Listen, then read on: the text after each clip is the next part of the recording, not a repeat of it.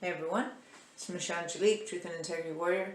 I am doing a video on the foods that I eat. I think it's important that we get out that information as much as we can and share what we're doing to keep our immune system up. I will get into the story of how I identified that lectins, high lectins, everything pretty much has a lectin in it. A lot of our foods have lectins in them, so there's no lectin-free diet, but there's high levels of lectin and lower levels of lectin. And so keeping those high lectins out of my diet is what's allowed me to keep my face from breaking and tearing apart, being that we live in a artificial electromagnetic field, you know, with all these cell towers. A lot of people can sit and debate. It's not a debate. This is just about understanding that we live in a different environment, a microwaved environment. We even have millimeter waves with the 5G, meaning it penetrates the skin and gets into the cell, causes damages. So there's a lot of people with damages that we didn't have before.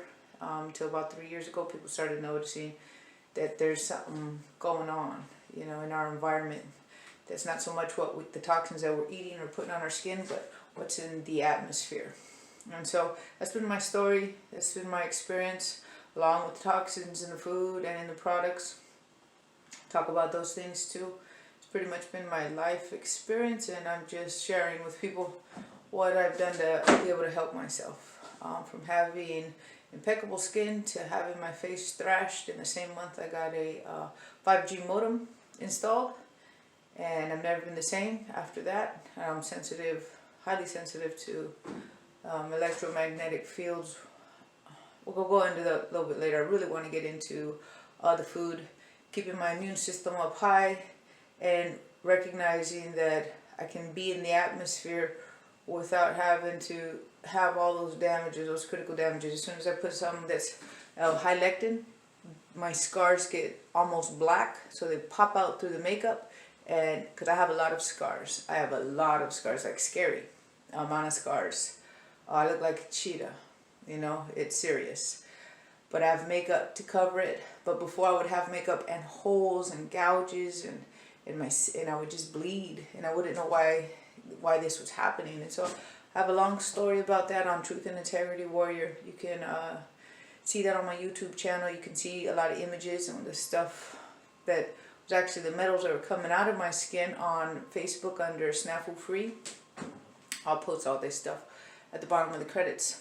But right now I want to get into the food, and by identifying that high lectins along with the glyphosates, that combination is that duo right there, was causing a physical effect that I can see.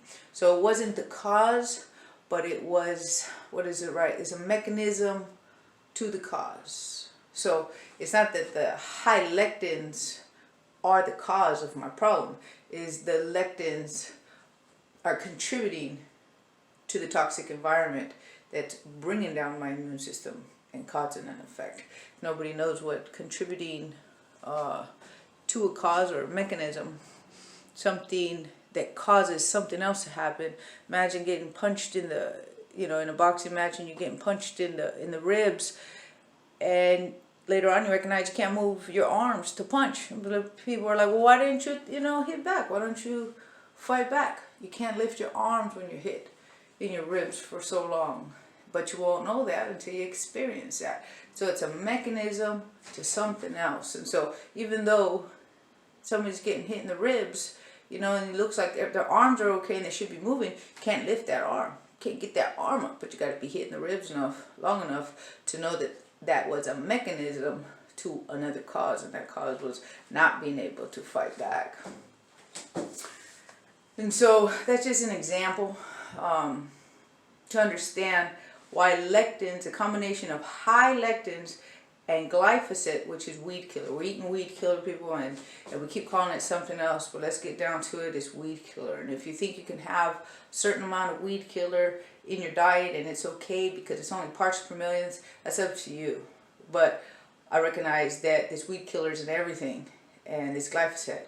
But when it's combined with high lectins that are also genetically modified, meaning that if lectins which are natural defense mechanism for seeds, grains, nuts, so that they protect themselves, right? And so it's a natural pesticide.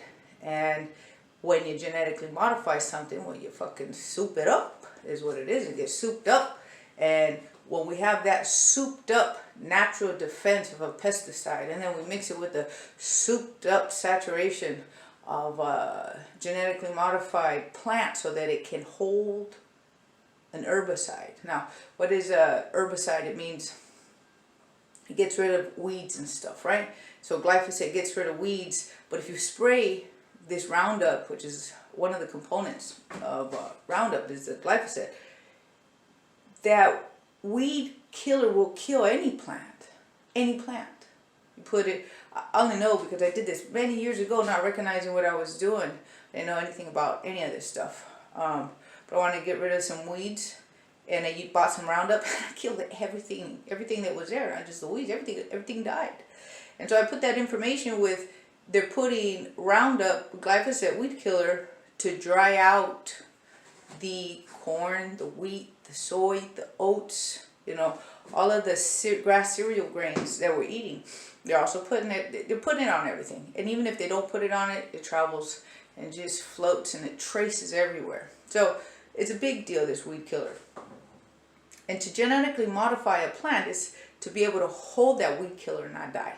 Kind of like a Trojan horse. You know, you don't know what's inside of it, but that way it can get to market and that weed killer can get into our body and create chaos over 60 years. So people are like, it won't kill you. No, not quick, but slowly.